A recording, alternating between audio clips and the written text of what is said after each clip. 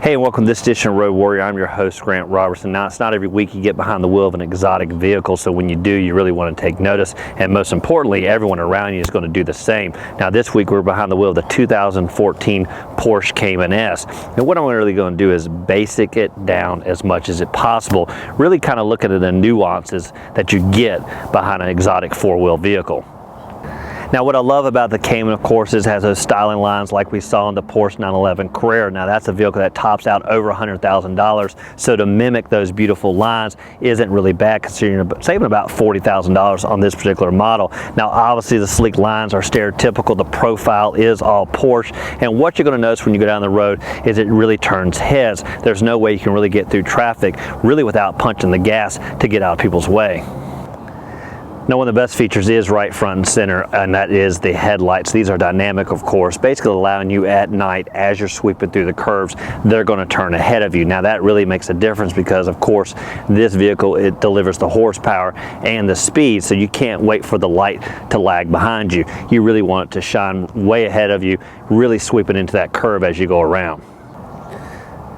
Now, the first thing you'll notice on styling cues is right here in this air induction that actually feeds into the engine. Now, unlike American cars or most cars on the road that have the engine up front, of course, on the Porsche, you're going to find it right here towards the rear end. Now, what this does, of course, is feed the engine, adds a lot of styling cues. Now, a lot of vehicles that don't have this type of caliber, of course, are going to mimic this, but this is true operational on this vehicle. Now, the one thing it takes getting used to with the Porsche, of course, is the fact that you have the trunk in the front. Now, what I really like on the Cayman here, unlike the 911, is the ability to actually store items in the front and the back. Now, obviously, if you're gearhead, that's not going to wow you because you really want to know what's really under this rear hood. Now, what I really want to know is what's under there, of course, but what can I put under the trunk space, because I really want to be able to get to my destination with everything I could possibly want. Even though this vehicle is small, this vehicle actually has two trunks, one at the front and kind of a little bit of area at the back. That was surprising, considering this obviously has a rear-mounted engine. Now, up here is your trunk, something you may not be conditioned to on the American cars. Now, on this nice key fob, you press the corresponding button, and you're basically going to pop the hood on this vehicle. And what you're going to notice, of course, is the engine is missing. Now, what you're going to find is a very modest trunk space, not really even measurable, but it holds just enough for the weekend excursion, because again, the Porsche is not your family hauler. What it truly is a sport automobile that has just enough to get you through the weekend. Now, with all the technology and the horsepower on this vehicle, you'd think it trickled down to the key, because it does look like a Porsche and it responds to it, but what it is not is a smart key system. Now, even though it doesn't have the old traditional key, it really won't unlock the vehicle unless you press the button. You walk up to it, it's really not going to unlock. Now, we found on the 911, it does have that type of system. Now, what you're going to do with this, of course, once you climb inside, you'll actually have to insert this into the dash to get it to crank up. Now, that is somewhat cumbersome if you leave it in your pocket, because once you get really low to the vehicle and to the ground to get in, you're really going to have a hard time filling it out of your pocket. Now, sweep around to the back, of course, we talked about the cargo in the front, and what we found on the 911 was there really wasn't anything back here, but surprisingly here on the Cayman, you actually do have a little bit of space. You again press the corresponding button, and you're actually going to lift the rear hatch. Now, in here is actually a fairly carpeted area, no even access to the engine here either, and you're going to find a decent cargo space. Now, interesting enough, we actually went to the store, bought a huge new ironing board, and ran it right down the middle of the Porsche. Plenty of space to boot. Now, horsepower is one thing, but if you don't have enough grip on the road, it really is not going to mean anything. Now, what Porsche does here is they put two 35/40s in the front and two 65/40s in the back. Now, these are built on a 19-inch wheel.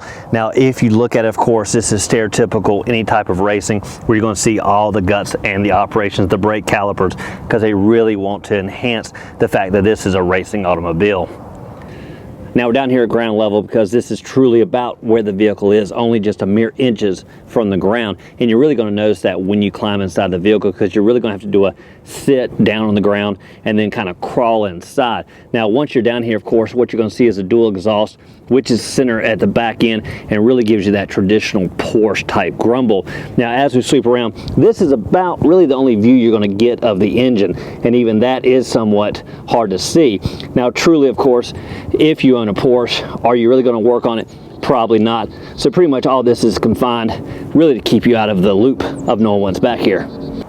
Now, if you have the need for speed, obviously you're going to own a Porsche. You're going to have the S after Cayman. And the other thing you're going to note is you're going to want that rear spoiler. Now, right here built in, it's fairly low, but you press a button on the inside and it's going to rise to the occasion. Now, obviously this is going to give you that weight distribution you're going to want. Keep that airflow going down, put a little bit more pressure down here, kind of keep that rear end from wiggling. Now, obviously when I do that 0 to 35, it's not something I really need, but when you put it up, of course, the people behind you really take notice. Now, when you look at the overall numbers, basically the Porsche is going to measure in about 172 inches with a very short 97-inch wheelbase. Now, the width is about 60 inches with a very short, about 4 foot tall overall. Now, the track in the back is just a hair wider, again, giving that kind of pronounced rear end. Now, again, we talked about the ground clearance. It is very low, and where you really notice this, of course, is the ingress into the vehicle, and I'm trying to make it somewhat cool to show you how you can do it.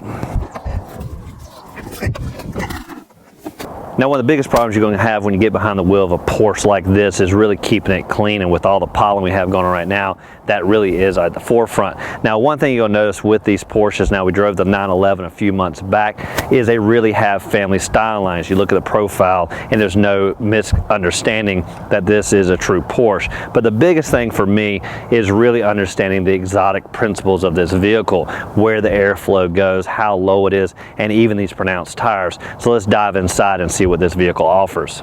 Now, not everyone dives inside and really takes a look at the interior before they buy it, but it doesn't hurt to see all the interactions. Now, what you're going to notice is cargo is a little bit more plentiful, let's say, in this small vehicle, and what you're going to find is little niches kind of tucked back here, something you can actually overlook if you're not looking. There's one on both sides, and it's kind of a deep cavern. Now, I'd hate to say you can put ice in there and some beverages because it is kind of a felt interior, but this will allow you to kind of store items back here. Now, obviously on this rear deck lid, that's going to give you a little bit more storage. Now, what you're going to notice right here is these little caps. Those are kind of the central fluids to the vehicle, and about the only access you're really going to have to the engine. Now, last thing to note, we talked about the storage and the cargo, of course, in the front and back. And what you're going to notice is about 9.7 cubic feet in the back trunk and about 5-something cubic feet in the front. Now, if you add those together, that's really going to equal kind of a modest sized sedan. So it's nothing really to argue about, but you can actually carry things in this vehicle.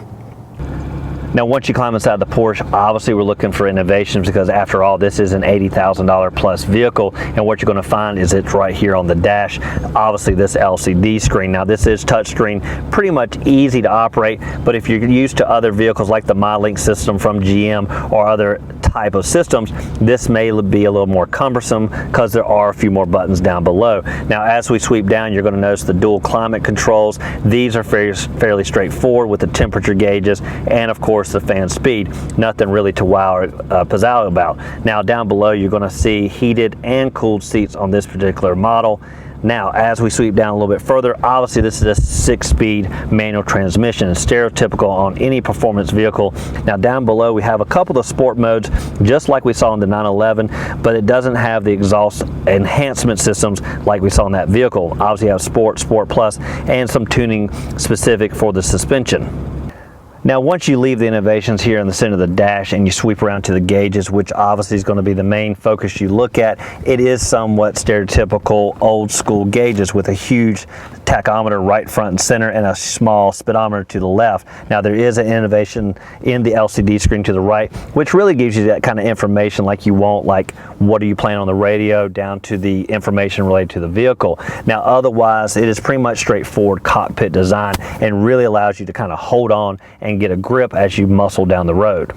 Now, we talked about the storage and basically the gist that this may be equivalent to a mid-size sedan when you add the front, cargo, and the back together. And when you climb inside, that is where the storage may dry up, because here in the center console there's just nothing really to store. It's very low. Hold the occasional coin, maybe the cell phone, but that's about it. Now as you sweep around, one thing you really can't find are cup holders. Where are they? Now what it took was, of course, a teenager to find them for me, because they're right here on the dash, hence the little symbol. Now once you press that, they're going to be tucked away and easily spring into place.